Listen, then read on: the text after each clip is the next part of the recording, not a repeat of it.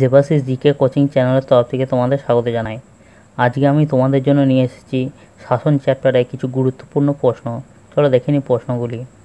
প্রথম প্রশ্ন, দহন ও শাসনের মধ্যে দুটি পার্থক্য দেখাও। উত্তর হচ্ছে দহনের শক্তির দ্রুত মুক্তি ঘটে, শাসনের মুক্তি ধীরে ধীরে ঘটে। 2 নম্বর হচ্ছে দহনে আলো উৎপন্ন হয়, শাসনে সাধারণত আলো উৎপন্ন হয় না। দ্বিতীয় প্রশ্ন, কোষস্থিত কোনো সুনির্দিষ্ট অঙ্গাণুর মধ্যে শ্বসন কার্য সম্পন্ন হয়। উত্তর হচ্ছে মাইটোকন্ড্রিয়া।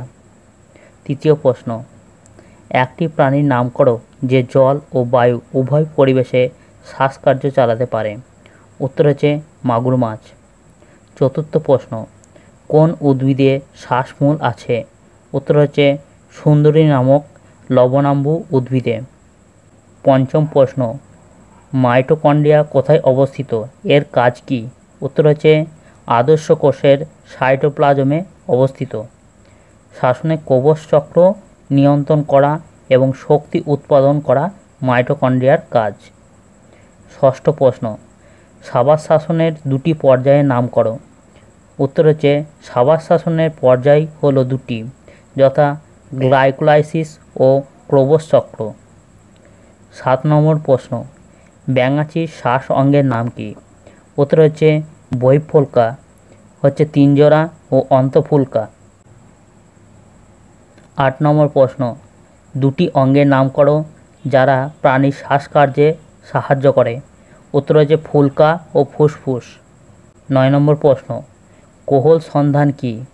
উত্তর হচ্ছে যে প্রক্রিয়ায় ইস্টের দেহ থেকে নিঃসৃত উৎসেচকের প্রভাবে গ্লুকোজ দ্রবণ বিশ্লিষ্ট হয়ে ইথাইল অ্যালকোহল ও কার্বন ডাই অক্সাইড উৎপন্ন হয়, ফলে দ্রবণটি গেঁজে ওঠে, তাকে কোহল সন্ধান বলে। 10 নম্বর প্রশ্ন, একটি সজীব কোষের সকল মাইটোকন্ড্রিয়া নষ্ট হয়ে গেলে কোন কাজটি সম্ভব হবে না। উত্তর হচ্ছে শ্বসন কার্যটি সম্ভব হবে না, কারণ মাইটোকন্ড্রিয়ার মধ্যে শ্বসনের কোষচ চক্রটি সম্পন্ন হয়। 11 নম্বর প্রশ্ন, কোন প্রাণীর প্রধান শ্বাসঅঙ্গ ত্বক। উত্তর হচ্ছে কেঁচো। 12 নম্বর প্রশ্ন, দিনের বেলায় সবুজ উদ্ভিদে ঘটিত সালোক সংশ্লেষ ও শ্বসনের মধ্যে কি সম্পর্ক লক্ষ্য করা যায়। উত্তর হচ্ছে দিনের বেলায় সবুজ উদ্ভিদে সালোক সংশ্লেষ ও শ্বসন একই সঙ্গে ঘটে। সালোক সংশ্লেষের ফলে গ্লুকোজ সংশ্লেষিত হয় এবং সৌরশক্তি ওই খাদ্যের মধ্যে শৈতিক শক্তিরূপে আবদ্ধ হয়। শ্বসন কার্যে গ্লুকোজ মধ্যস্থ স্থৈতিক শক্তি তাপশক্তি রূপে মুক্ত হয়। 13 নম্বর প্রশ্ন, মাইটোকন্ড্রিয়ার প্রধান কার্য কী। উত্তর হচ্ছে শ্বসনের কোষচ চক্র নিয়ন্ত্রণ করা এবং শক্তি উৎপাদন করা। 14 নম্বর প্রশ্ন, আবাস শ্বসন কোথায় ঘটে। উত্তর হচ্ছে কোষের সাইটোপ্লাজমে ঘটে। 15 নম্বর প্রশ্ন, সালোক সংশ্লেষ ও শ্বসনের দুটি পার্থক্য উল্লেখ করো। উত্তর হচ্ছে 1 নম্বর হচ্ছে পার্থক্য হচ্ছে সালোক সংশ্লেষের একটি উপচিতি বিপাক আর শ্বসন একটি অপচিতি বিপাক।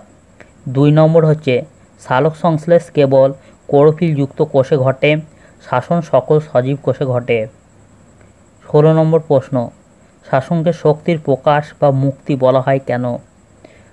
উত্তর হচ্ছে শ্বসনকালে খাদ্যের স্থৈতিক শক্তি তাপ শক্তি রূপে মুক্ত হয়, ফলে জীবদেহের বিভিন্ন জৈবিক ক্রিয়াগুলি নিয়ন্ত্রিত হয়।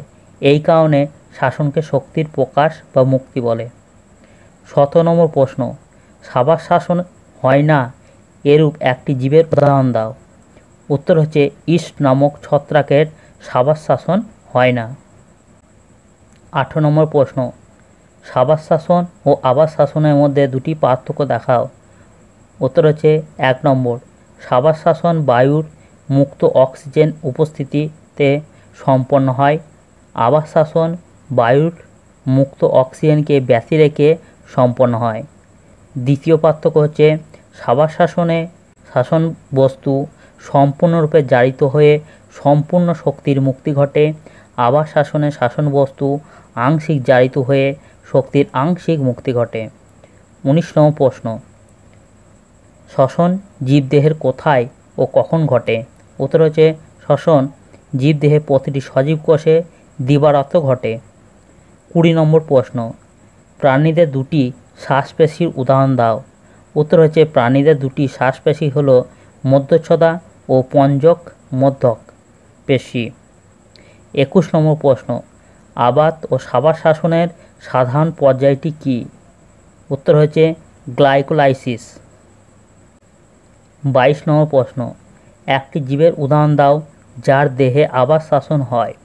উত্তর হচ্ছে ইস্ট নামক ছত্রাক, মনোসিস্টিস, কৃমি ইত্যাদি প্রাণীর আবাত শ্বসন সম্পন্ন হয়। 23 নম্বর প্রশ্ন, বায়ুশূন্য স্থানে শ্বাসকার্য চালাতে পারে এমন একটি উদ্ভিদ ও প্রাণীর উদাহরণ দাও। উত্তর হচ্ছে উদ্ভিদ হচ্ছে ইস্ট আর প্রাণী হচ্ছে মনোসিস্টিস। 24 নম্বর প্রশ্ন, এমন একটি জলজ প্রাণীর উদাহরণ দাও যে বায়ু থেকে অক্সিজেন গ্রহণ করে। উত্তর হচ্ছে কই, মাগুর, শিঙ্গি প্রভৃতি মাছ। 25 নম্বর প্রশ্ন, কোষের মুখ্য শ্বসন বস্তু কোনটি? উত্তর হচ্ছে গ্লুকোজ। 26 নম্বর প্রশ্ন, মেরুদণ্ডী প্রাণীদের একটি শ্বাসরঞ্জকের উদাহরণ দাও। উত্তর হচ্ছে হিমোগ্লোবিন। 27 নম্বর প্রশ্ন, মেরুদণ্ডী প্রাণীদের একটি শ্বাসরঞ্জকের উদাহরণ দাও। উত্তর হচ্ছে হিমোসায়ানিন। 28 নম্বর প্রশ্ন, 1 গ্রাম অণু গ্লুকোজ সম্পূর্ণরূপে জারিত হলে কত কিলো ক্যালোরি তাপশক্তি উৎপন্ন হয়? উত্তর হচ্ছে 686 ক্যালোরি। 29 নম্বর প্রশ্ন, TCA চক্রের পুরো নাম কি? উত্তর হচ্ছে ট্রাইকার্বলিক অ্যাসিড। 30 নম্বর প্রশ্ন, কোন জীবদেহে কোহল সন্ধান?